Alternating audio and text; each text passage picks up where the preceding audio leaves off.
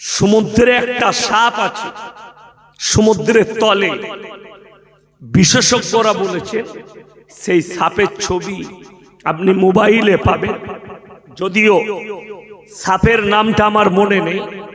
তার শরীরে এতটাই বিষ আছে, তার শরীরের লালাটা যদি কোনো মানুষকে টাচ করে 3 থেকে 4 সেকেন্ডের মধ্যে সেই মানুষটার মৃত্যু হবে।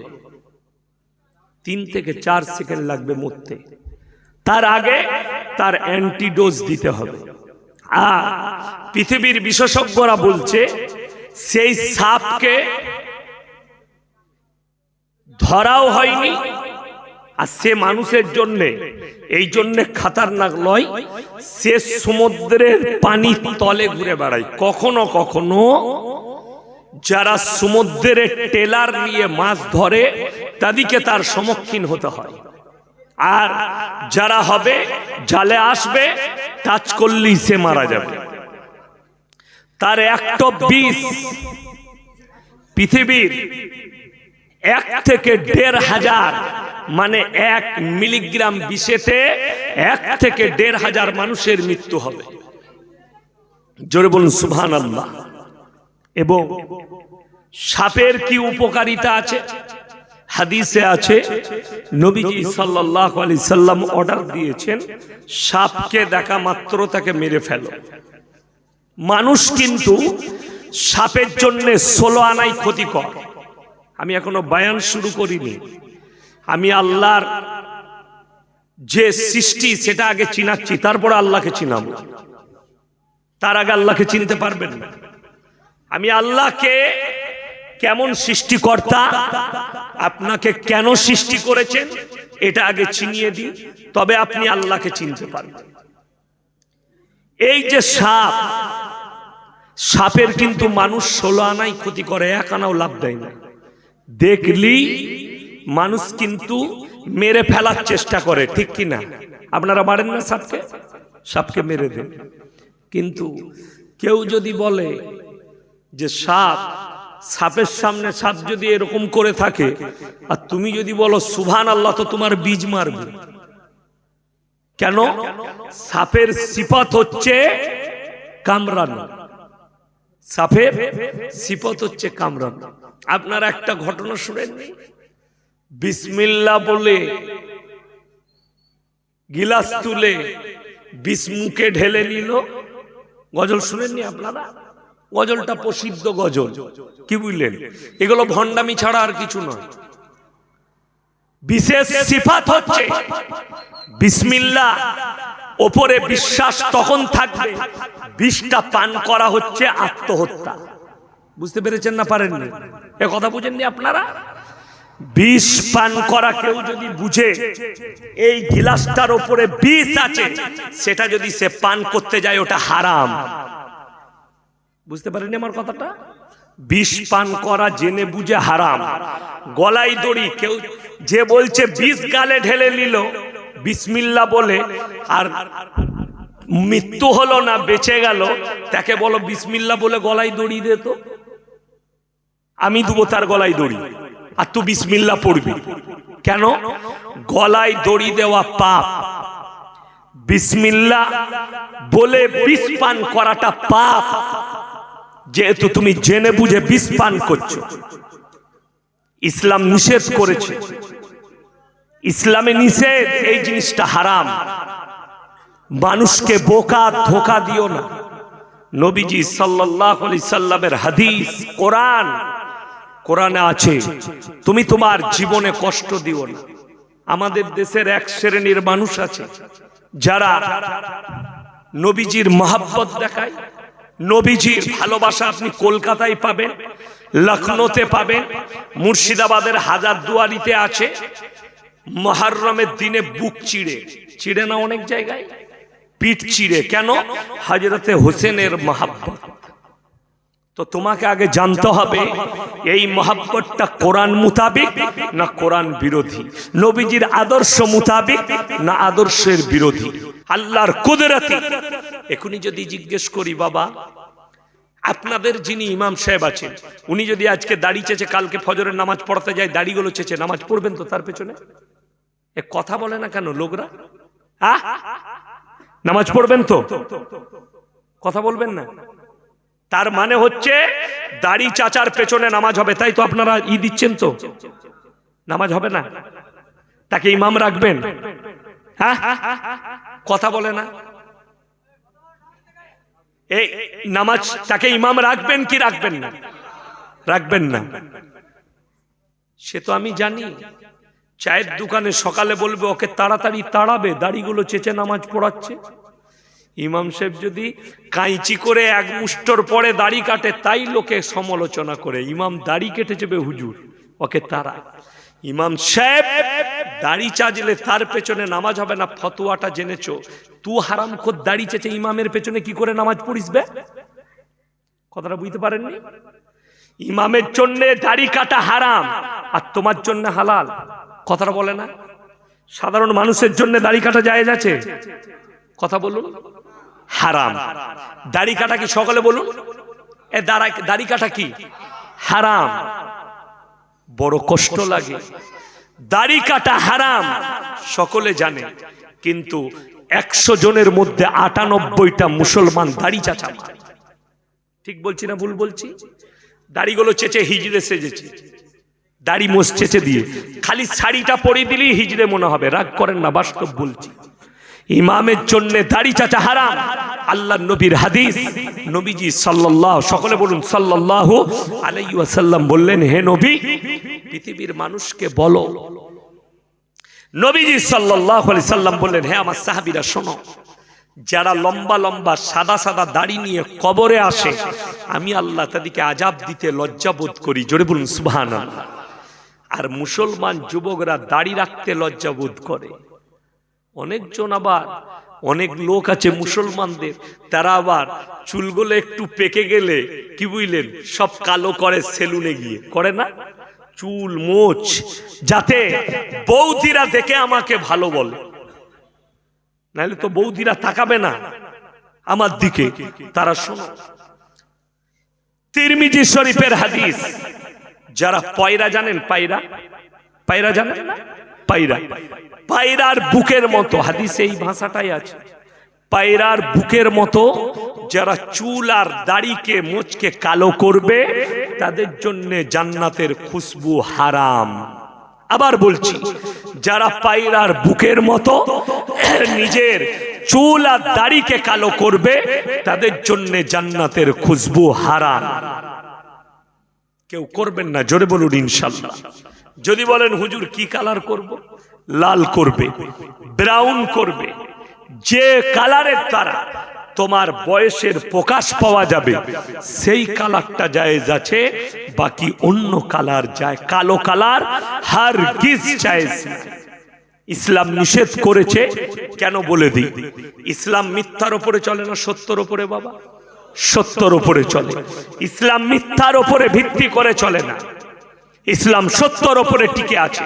আল্লাহর কসম করে বলছি, নবীজি সাল্লাল্লাহু আলাইহি সাল্লামের এক একটা হাদিস, এক একটা কথা সব সত্য, আর নবীজির ভবিষ্যৎবাণীও সত্যই পরিণত হচ্ছে। তার একটা প্রমাণ এই সপ্তাহের মধ্যেই পেয়ে গেছি। শুনেলেন, আপনার দোরগোড়াতেও এই বিপদ এসেছে। আপনি কি মনে করছেন মাথা ঠুকে বেঁচে যাবেন? আপনি কি মনে করছেন এই ইয়াসিন হুজুর দিকে দাওয়াত দিয়ে বেঁচে যাবেন?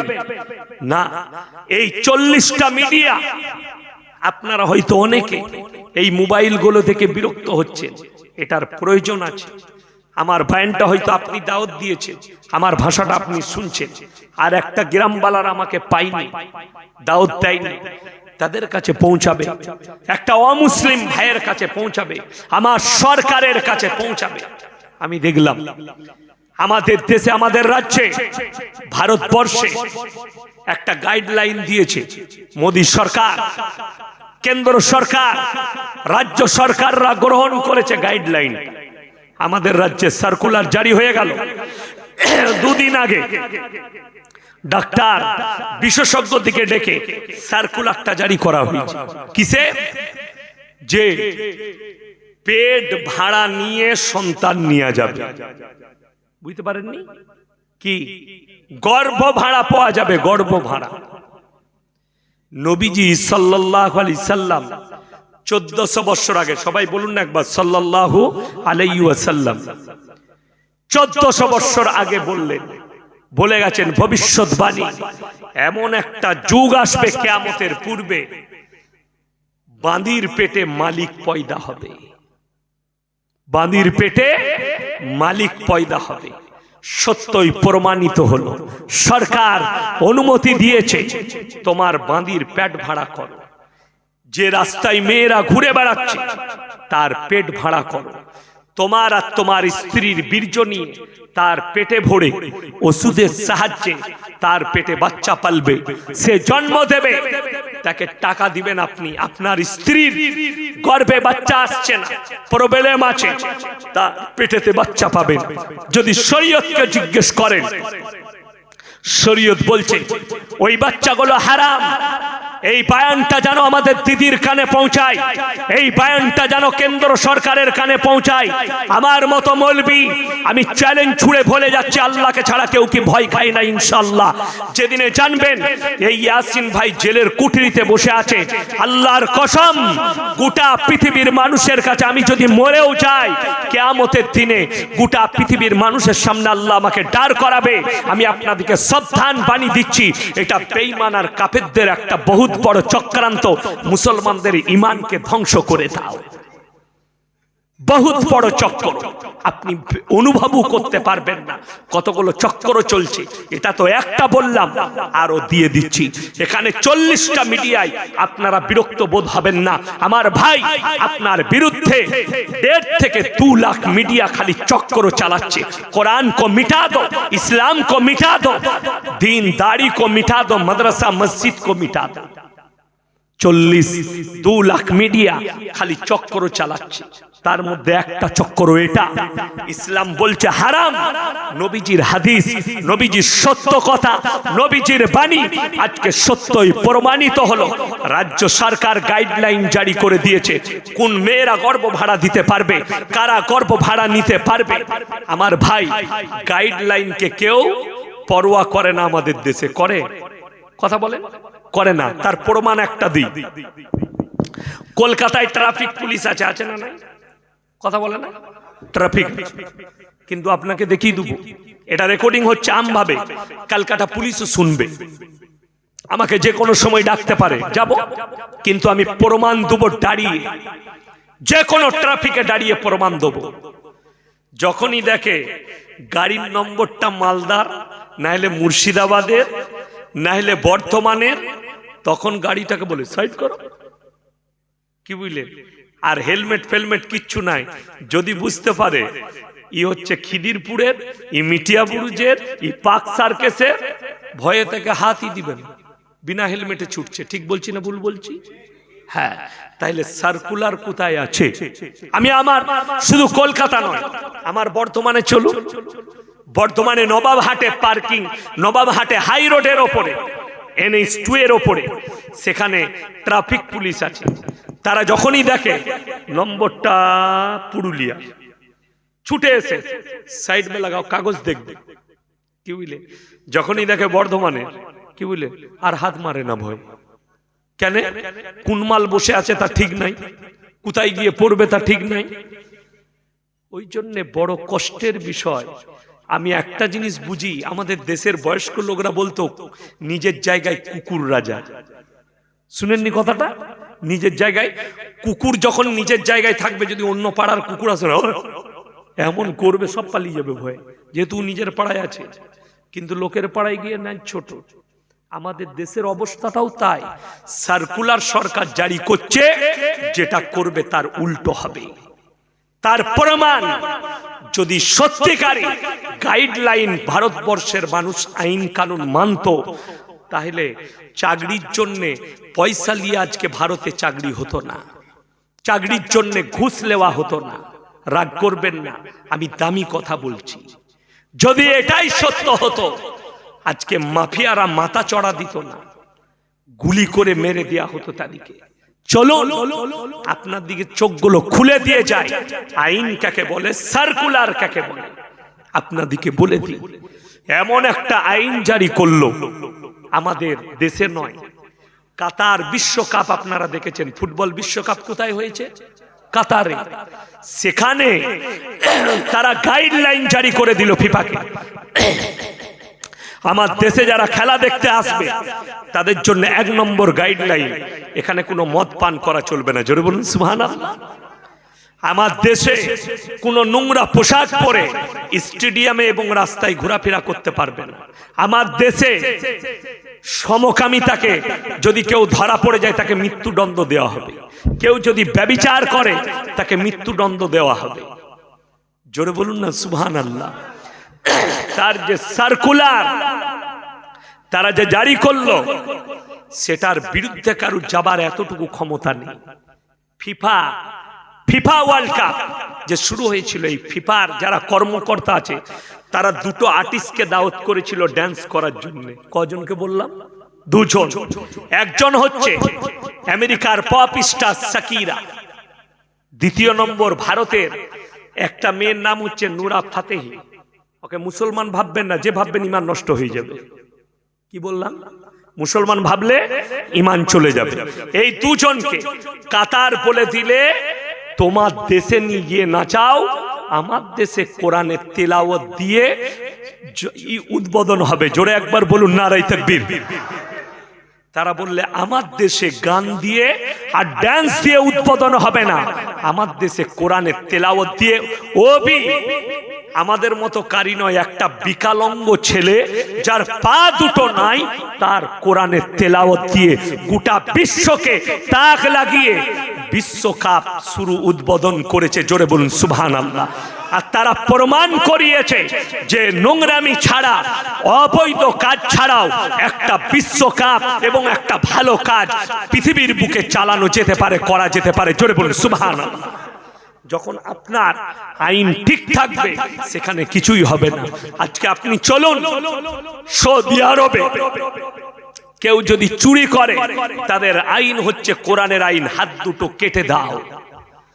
আর আমাদের দেশে চুরি করলে তাকে থানায় ডেকে উৎসাহ দেওয়া হয়, হবে মোটরসাইকেল চুরি করেছিস কেন, এর থেকে আরো বেশি করে করবি। ঠিক বলছি না ভুল বলছি? আমাদের দেশে ভাগ দিলে আবার চুরি করতে পারে। আমাদের দেশে ধর্ষণ করে জেলে গেলে তাকে খাইয়ে আরো মোটা করা হয়। কিন্তু আরবের মাটিতে শোনো, কেউ যদি ধর্ষণ করে তার মুন্ডু ছেদ করে দাও। কোন তার জন্য জেল ফেল লয়, জেলে পালা হবে না, দোষী প্রমাণিত মুন্ডু ছেদ করো। কেউ যদি পরকীয়ায় ধরা পড়ে যায়, নারী এবং পুরুষ 2 জনকে পুঁতে, অর্ধেকটা পুঁতে পাথর মেরে হত্যা করে দাও, তা না হলে খেপা কুকুর লাগিয়ে দাও যেন ছিঁড়ে খেয়ে নেয়। কোরআনের আইন। কেউ যদি অবিবাহিত ছেলে, অবিবাহিত মেয়ে যদি পরকীয়া করে আর ধরা পড়ে যায়, তাদেরকে গাছে বেঁধে 100টা কুড়া মারো আর তারা ইস্তেগফার করবে। কোরআনের আইন। ওই দেশে থাকার কারণে আরবে যখন আজান হয়, মক্কা মদিনায় যারা হজ করতে গেছে জিজ্ঞেস করবেন, হিরেমতি মুক্ত দোকানগুলো, সোনার দোকান খোলা থাকে, আজান হওয়া মাত্র দোকানিরা না মসজিদে প্রবেশ করে যায় কাবা ঘরে নামাজের জন্য। জোরে একবার বলুন না সুবহানাল্লাহ। আমাদের দেশে কোনো নামাজি যদি বলে আমি আসরের নামাজটা পড়ে আসি, দোকানটা খুলে থাক, ঘুরে এসে দেখবে 2টি চানাচুরু পড়ে নাই, ওই মালটাও নিয়ে পালিয়েছে। ঠিক বলছি না ভুল বলছি বাবা? চোর বেশি, ইমানদার কম। আরবে ইমানদার বেশি, চোর নাই বললেই চলে, কেউ হাত দেয় না ভয়ে। এমনকি যখন হজে যায়, ট্রেনিং এ বলা হয় সেখানে যদি হীরের জিনিস পড়ে থাকে রোডের ওপরে তোমরা কুড়িও না, কোড়ালেই আপনি অপরাধী আর আপনার হাত দুটো কেটে দেওয়া হবে। ওই জন্য আরবের জমিনে টাকা পড়ে থাকলেও কেউ কুড়াই না, পয়সা পড়ে থাকলেও কুড়াই না।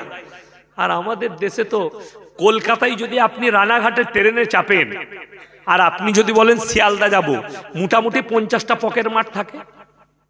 ঠিক বলছি না ভুল বলছি? আবার তাদের স্টাইল আলাদা থাকে, পকেট মারদের কি স্টাইল। যদি আপনি ধরে ফেলেন না আমার পকেটটা, তখন ওদেরই কটা মাল ছুটাইবে, আল্লাহ কেন পকেট বার করছিল, ওই মাল কটা ওয়াই দিয়ে তাকে এমন করে মারবে, খালি বলবে পালাবে, পালা শালার কোনদিন আসবে না, পালা, তার মানে পালিয়ে যা, বেঁচে গেলি। কিন্তু ওই মাল কটা ওইটা। আমি বর্ধমানে তখন আমি একটা মাদ্রাসায় থাকতাম, খাগড়াগড়ে। ফারেক হওয়ার পরে আমার আব্বাজি জলসা করে আসছেন, তো আব্বাজি অনেক বই লিখেছে, বই বিক্রি করেছে জলসায়, বাসে আসছেন মেদিনীপুর থেকে। তো এই যেমন আমি সাদরি পরে আছি, সাদরির ভেতরে পকেট আছে, খুচরো টাকাগুলো 2000-এর মতো ভেতরে পকেটে ভরা ছিল, বেশ মোটা পাড়া। তো বাসে উঠেছে, ঠিক বাসটা কোনো নবাবহাটে পৌঁছায়নি, আর ঠিক হাত ভরে টাকাটা বার করে দিয়েছে। আব্বাজান বুঝতে পারেনি, আমাকে ফোন করলো, আমার টাকাগুলো সব বার করে নিয়েছে। আমি বললাম আমার জানা আছে মাল কটা কোথাকার, কেন আমি জানতাম বর্ধমানে যতগুলো ছিনতাই হয় সব পকেট মারি হয়, একটা মালের কাছেই পৌঁছায়। বড় কষ্ট লাগে কি জানেন, সেই ছেলেটাও মুসলমান, যার কাছে পৌঁছায় সে আবার ভালো দান করে, লোকরা বলে বস্ত্র বিতরণ করে। হ্যাঁ, লোকের চুরি করে বস্ত্র বিতরণ, লোকের মরে নিয়ে বস্ত্র বিতরণ, আর লোকরা মনে করে আবার আমাদের মতো অনেক হুজুর আছে, তার লাগে দোয়া করে রব্বানা আতিনা ফিদ দুনিয়া হাসানা, আল্লাহ অমুক ভাইয়ের মালে বরকত দেবে, চুরিতে বরকত দিবে। বড় কষ্ট লাগে। চোর ডাকাত লোকের মেরে খায়, তার লাগে দোয়া, কখনো দোয়া কবুল হবে না, আমাদের মতো হুজুর মার খাবে। আমি তার বেটাকে ফোন করলাম, এই বাস স্ট্যান্ডে আমার বাপের পকেট মেরেছে, দেখতো কোন মালটা লিয়েছে। বলে হুজুর আমাকে 1 ঘন্টা টাইম দেন। টাকাটা এনে আমাকে দিল। বলে হুজুর একটা মাল নিল, কোথাকার ছেলে বে? বলে অমুক জায়গার, আমি আর নাম করব না। বড় কষ্ট লাগে। সেই ছেলেটাও মুসলমানদের ছেলে, যে পকেট মেরেছে। এরা যদি মৌলবীর পকেট মারে, সাধারণ মানুষের কি করতে পারে? আর আমি বলে যাচ্ছি, এদের যদি হাতগুলো যে কেটে দিবে, মুসলমান হোক আর অমুসলিম হোক, এর হাত দুটো যারা কেটে দিবে তারা জান্নাতের উত্তর অধিকারী হবে। যারা এদিকে হত্যা করে দিবে, ফাঁসির মঞ্চে ঝুলিয়ে দিবে, তারা জান্নাত পাবে। কেউ যদি ধর্ষণকারী হয়, রাজপথে নামিয়ে মুন্ডুচ্ছেদ করে দাও, একজনার করলে দ্বিতীয় জনের আর পাবে না। আমাদের দেশে সমাজে পরকীয়া বাড়ার কারণ হচ্ছে আমাদের ছেলেরা, ছেলে মেয়ে যদি ধরা পড়ে তাদের জরিমানা হয়। আপনাদের এখানে জরিমানা হয় না? কথা বলে না, জরিমানা হয় না? শুনে লাও, যারা নেতৃত্বে আছেন শুনেন, ইসলামে যদি মুসলমান হন, ইসলামে জরিমানা করা হারাম। জরিমানার টাকাটা যারা খাবে হারাম খাবে, লেখে নিয়ে যান। আমি বুক ফুলিয়ে বলে যাচ্ছি, কোন বাপের বেটা মুফতি যদি থাকে হালাল বলতে পারে, রেকর্ডিং চলছে, শোনাবেন আর আমার চ্যানেল অ্যাকসেপ্ট করতে বলবেন, তার জুতোর মালা পরে পশ্চিম বাংলায় শওকতের বেটা বয়ান করবে ইনশাআল্লাহ। ওই টাকাটা হারাম টাকা, যে খাবে হারাম খাবে।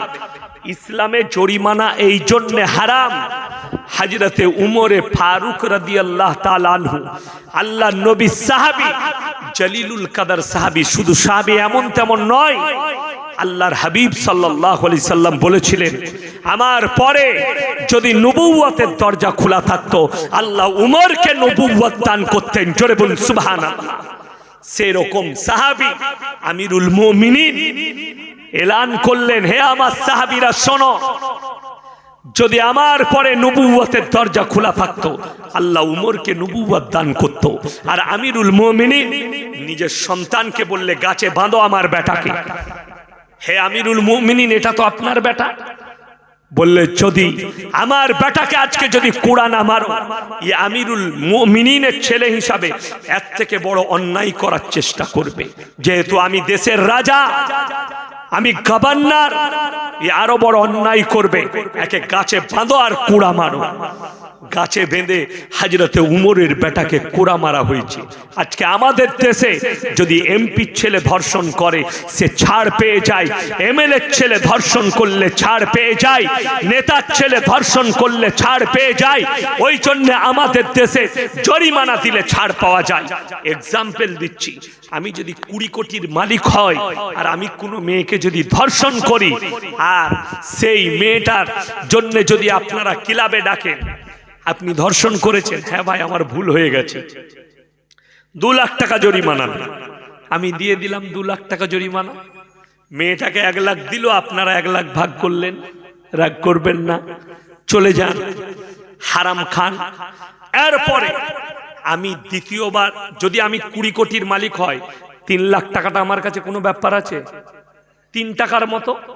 20 কোটি মালিকের কাছে 3 লাখ টাকা 3 টাকার মতো। তো আমি তো আবার ধর্ষণ করব, টাকা দিয়ে পার পাওয়া যায়, আবার একটা মেয়েকে করব, কিন্তু না, সে যখন ধর্ষণ করেছে টাকা দিয়ে স্বল্প নয়, তাকে মধ্যখানে বস করিয়ে তার মুন্ডুচ্ছেদ করে দাও। ভারতের আইন আছে, আইনের হাতে তুলে দাও। টাকাই যারা দফারফা করে, অন্যায়কে ঢাকতে চায়, তাকে আবার পাপ করার সুযোগ করে দিল। আর ওই টাকাটা হারাম টাকা, যদি মেয়েটাও খায় তাও হারাম। শোনো, যদি শরীয়ত সম্মত বিচার করতে চাও, কোরআনের বিচার ব্যবস্থাপনায় যাবে। আমাদের দেশের একটা বড় রোগ আছে আইনে, কি বলুন দেখিনি, কি ফাঁক করে রেখেছে, সব সময় অ্যাক্সিডেন্ট হলে বড় গাড়ির দোষ হয়। কথা বুঝতে পারেননি আমার? কার দোষ হয়? বড় গাড়ি। মোটরসাইকেলওয়ালা এসে লরির তলায় ঢুকে গেল, দোষ হচ্ছে বড় গাড়ি, যেহেতু সে বড়। ওই জন্যে সব সময় আমাদের সমাজে ধর্ষণ হোক, ব্যভিচার হোক, দোষকার হয় পুরুষের, পুরুষ অপরাধী। কিন্তু আপনি জানেন, আপনি যখন বিচার করবেন লক্ষ্য করতে হবে, যদি রাস্তায় ধর্ষণ হয় ছেলেটা অপরাধী, যদি ছেলের বাড়িতে ধর্ষণ হয় ছেলে অপরাধী, কিন্তু যদি মেয়ের বাড়িতে হয় তাহলে মেয়েটা অপরাধী। তুমি সুযোগ দিয়েছো, যদি বলো জোর জবরদস্তি, তুই চিল্লালি না, সারা রাত শুয়ে রইল, ভোরের বেলায় যখন লোকজন উঠে গেছে, ধরা পড়ে গেছে, তখন ফাঁসি দিলে ছেলেটাকে। কিন্তু না, কেন বলছি শুনেলে, হযরতে ইউসুফ নবীর উপরে ব্যভিচারের ইলজাম লাগানো হয়েছিল। কার উপরে বললাম? ইউসুফ নবী। যখন এই কথা বলল, আল্লাহ বললেন বাচ্চার দিকে ইশারা কর। বাচ্চা ছেলে রাজাকে ফাইসালা দিল বাদশাকে। তুমি লক্ষ্য করো, ইউসুফ নবী জামাটা যদি সামনের দিকে ফাটা হয় ইউসুফ অপরাধী, জামার পেছন দিক ফাটা হলে তোমার বিবি অপরাধী। ইউসুফ নবী ছুটছিল, পেছন দিকটা টেনেছে, ছিঁড়ে গেছে জামাটা, এত জোরে খামচিয়েছে। বাদশা যখন পরীক্ষা করলো, দেখলো পেছন দিকটা ফাটা, তার মানে আমার বিবি অপরাধী। ধরা পড়ে গেল, বাদশার বিবি অপরাধী। কোরআনে আছে আমার ভাই, আর আপনি বিচার করছেন কোরআন ছাড়া, ইসলাম ছাড়া, আর বলছেন আমি মুমিন, আমি হালাল খাই। তুমি হালাল খাও তখন বলবে যারা গরিবের মালকে মেরে খায়, এতিমের মালকে মেরে খায়, যারা এতিমের মালকে ভক্ষণ করে, তারা কান খুলে শুনে নাও, আল্লাহর কসম কবরে হিসেব দিতে হবে, কিয়ামতের ময়দানে হিসেব দিতে হবে। আপনি ভালো করে শুনে নেন, বিভিন্ন জায়গায় খবরে দেখছি। আমি সেদিনে গিয়েছিলাম মুর্শিদাবাদ, আমাকে একটা প্রশ্ন লিখে দিয়েছে, হুজুর যে সমস্ত মানুষ গরিব মানুষের ঘরের টাকা থেকে কেটে টাকা নিয়েছে সেটা কি হবে? কোরআন শুনিয়ে দিই সেটা কি হবে। যারা এতিমের টাকা, মিসকিনের মালকে মেরে খায়, আমার আল্লাহ রাব্বুল আলামিন কোরআনে বললেন ওয়াতুল ইয়াতামা আমওয়ালাহুম ওয়ালা তাতাবাদদালুল খাবিসা বিত-তাইয়িব ওয়ালা তাকুলু আমওয়ালাহুম ইলা আমওয়ালিকুম ইন্নাহু কানা হুবান কাবীরা। হে নবী বলো, তোমরা এতিমের মালকে ভক্ষণ করো না, এতিমের মালের সঙ্গে নিজের মালকে উলটপালট করে মিশ্রিত করে দিও না, তা না হলে যদি তাহাজ্জুদ গুজার হয় আর এতিমের মাল যদি মেরে নেয়, আল্লাহর কসম কিয়ামতের দিনে পাকড়াও হবে, পেরুবার রাস্তা খুঁজে পাবে না। কোরআন বলছে, ব্যাখ্যা বিশ্লেষণে আছে, তোমার ভাই যদি মারা যায়, ভালো করে শুনবেন, যাদের ভাইপো আছে, যারা 2 ভাই, যারা 3 ভাই, যারা 4 ভাই, কারো 1 ভাই মারা গেছে, কারো 2 ভাই মারা গেছে, সেই চাচারা শোনো, যদি তোমার ভাই মারা যায়, ভাইপো যদি এতিম হয়, বাচ্চা হয়, প্রাপ্তবয়স্ক না হয়, তার মালগুলো হেফাজতের দায়িত্ব তোমার। ততদিন পর্যন্ত যারা তার ভাইয়ের মালগুলোকে হেফাজত করে প্রাপ্তবয়স্কে ভাইপোকে বুঝিয়ে দেবে, ভাইপো এই দেখো, তোমার বাপের ভাগে ছিল, তোমাদের ভাগে 8 বিঘে জমি, আমি চাষ করেছি, লাভ হয়েছে, খরচা হয়েছে, আমি লিখে রেখেছি, এটা খরচা, এটা লাভ।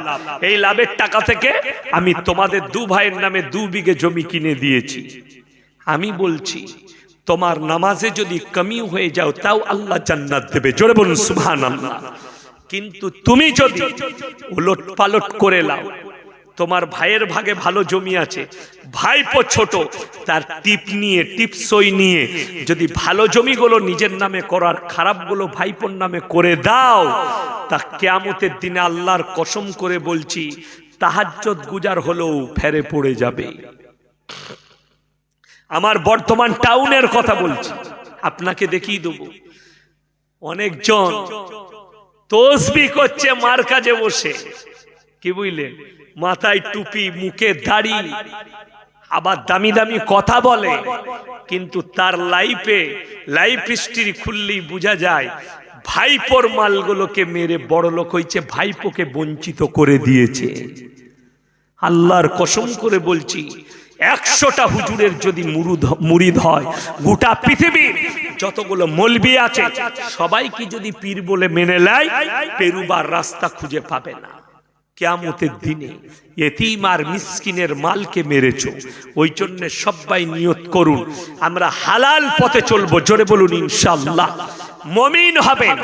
মুমিন হতে গেলে প্রথম শর্তই হচ্ছে আপনার জীবনে হালাল ব্যবস্থাপনা আসতে হবে, হালাল মাল আসতে হবে। কই হালাল কই? আমাদের দেশের ব্যবসায়ীরা বলে চুরি না করলে ব্যবসায় লাভ হবে না। কি বললেন? আমি কি বলবো জানেন? রাতের বেলায় মুর্শিদাবাদ বর্ডার থেকে জলসা করে ফিরছি, ডোমকল থেকে বহরমপুর টাউনে বাস স্ট্যান্ডে সারা রাত খোলা থাকে, যেহেতু 34 নম্বর জাতীয় সড়ক, সারা রাত কিছু ফলের দোকান খোলা থাকে, মালদা মুর্শিদাবাদে এইগুলোই খোলা থাকে। তো আমি একটা ফলের দোকানে দাঁড়ালাম, বাড়ির জন্য ফল নিচে। আমি বললাম, বাবা আপেল কত করে কিলো? বললে, হুজুর 100 টাকা কেজি দিচ্ছি। আমি বললাম, বাবা 80 টাকা হবে না, 90 টাকা? বলে, হুজুর লেন, ক কিলো নেবেন? আমি বললাম, 4 কিলো দাও বাবা। 4 কিলো ওজন করে দিল, পয়সা দিলাম তাকে, পালিয়ে এলাম। বাড়িতে আমার মা বলল, বাবা 4 কিলো হবে না। আমি বললাম, তাই? মাদ্রাসায় চাল ওজন করা দাঁড়িয়ে আছে, আমি নিয়ে গেলাম, চাপালাম, 3 কেজি 200, 800 মাল নাই। কি বললাম? 3 কেজি 200, 800 মাল নেই। পরের বারে দেখা হয়েছে, আমি বললাম, সালাম আলাইকুম। বলছে, হুজুর ভালো আছে? আমি বললাম, খুব ভালো আছি। তুমি যা বাঁশ, তার মানে কি আমি যা বাঁশ দিয়েছি বুঝতে পেরেছে? আল্লাহর কসম করে বলছি, যারা এই ধরনের পাপ করেন তারা একটা কথা মনে রাখবেন, আমি ইয়াসিন তো তোমার দাঁড়ি বুঝতে পারিনি, তোমার পরিবার জানতে পারিনি যে তুমি হারাম ইনকাম করছো। কোরআনে সূরা আল ইমরান প্রথম পৃষ্ঠা, ইন্নাল্লাহা লা ইয়াখফা আলাইহি শাইউন ফিল আরদি ওয়ালা ফিস সামা। হে আমার বিশ্ব নবী, পৃথিবীর মানুষকে বলো, আসমান আর জমিনের মধ্যে যা কিছু আছে কোন জিনিসটা আমার আল্লাহর কাছে গোপন নাই। জোরে বলুন সুবহানাল্লাহ। তোমরা অন্তরে কথা বলো, আমি আল্লাহ শুনতে পাই। যে আল্লাহ অন্তরের কথা শুনতে পায়, সে আল্লাহ তোর দাড়ি মারা দেখতে পাবে না, তোমার চুরি করা দেখতে পাবে না, তোমার পাপ করা দেখতে পাবে না। যারা ভাবছেন আমি পাপ করি আর ঢেকে দিই, আল্লাহর কসম করে বলছি, আমার আল্লাহ রব্বুল আলামিন কোরআনে বলেছেন, হে নবী বলো, ওয়াল আউয়াল ওয়াল আখির ওয়াদ যাহির হুয়াল বাতিন ওয়া হুয়া বিকুল্লি শাইইন আলিম। আমি আল্লাহ তোমাদের প্রকাশকারী, আমি আল্লাহ অপ্রকাশকারী, আমি আল্লাহ সব। তোমাদের আমাদের জীবনের পাপগুলো আল্লাহ ঢেকে রেখেছেন। যদি আল্লাহ প্রকাশ করতেন, এই পৃথিবীর বুকে একটা মানুষও মাথা তুলে চলার ক্ষমতা পেত না। আল্লাহ আমাদের ঢেকে দিয়েছেন সবকিছু। আমার ভাই, সবাই নিয়ত করে নেন, আজ থেকে সবাই হালাল খাবো। জোরে বলুন ইনশাআল্লাহ। হালালে বরকত আছে না নেই? হালালে বরকত আছে। আল্লাহর কসম, হারামে বরকত নেই। অনেক মুসলমান মনে করে হারামে বরকত আছে। আছে। হারামে কেমন বরকত বুঝতে পারবেন, শুনেলেন। টাকা থাকবে, সম্পদ থাকবে, সবকিছু থাকবে, তুমি জীবনে শান্তি পাবে না। না সংসারে শান্তি থাকবে, না তোমার জীবনে শান্তি থাকবে। আপনারা কি মনে করছেন টাকা পয়সা গাড়ি বাড়ি যাদের আছে তাদের শান্তি? কথা বলেন। শান্তি তো টাকাতে শান্তি আছে না নাই? কথা বলে না? টাকাতে শান্তি পাওয়া যায় না? যায় না? হ্যাঁ, যায় না। বাস্তব কথা। আপনার দাদা হুজুর পীর কেবলা রহমতুল্লাহ আলাই নব্বর আল্লাহু মারকাদা, আল্লাহ তিনার কবরকে নূরে ভরে দেখ। জোরে বলো আল্লাহুম্মা আমিন। তিনাদের আখলাক আর চরিত্র মারাত্মক ছিল।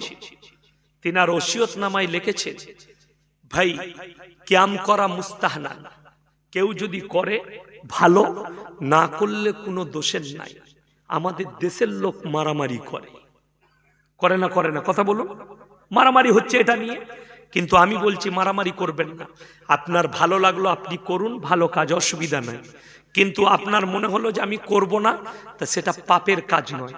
এই বাড়াবাড়িটা না থাকার কারণে তিনাদের আখলাক আলাদা, আমাদের আখলাক আলাদা। কিন্তু এখন আমি আসি নয়, কিয়াম করা হারাম বলে দিয়ে চলে গেলাম, আর একজন বলে ও করলে না, ও জাহান্নামী বলে দিয়ে চলে গেল। কম ফেরে পড়ে যাচ্ছে। আপনারা সাধারণ মানুষ, আমাদের মতো মৌলবি যদি আপনাদেরকে বিভ্রান্ত করে দিয়ে আপনারা ফেরে পড়ে যাচ্ছে। পড়ছে না? পড়েনি? সাধারণ মানুষ ফেরে পড়ে যাচ্ছে। ঝামেলা করবেন না, ঝঞ্ঝট করবেন না। আজকে মুসলমান মার খাওয়ার মূল কারণ এই হাত বাঁধা ফাত বাঁধা এইগুলোকে নিয়ে। আপনি ফরজটা আদায় করুন না, নামাজটাই পড়লেন না তো, রোজাটাই রাখলেন না তো, হালালটাই খেতে পারলেন না তো, যেগুলো প্রয়োজনীয় জিনিসগুলো নিয়ে আসুন, অটোমেটিক আপনার মধ্যে দিন চলে আসবে।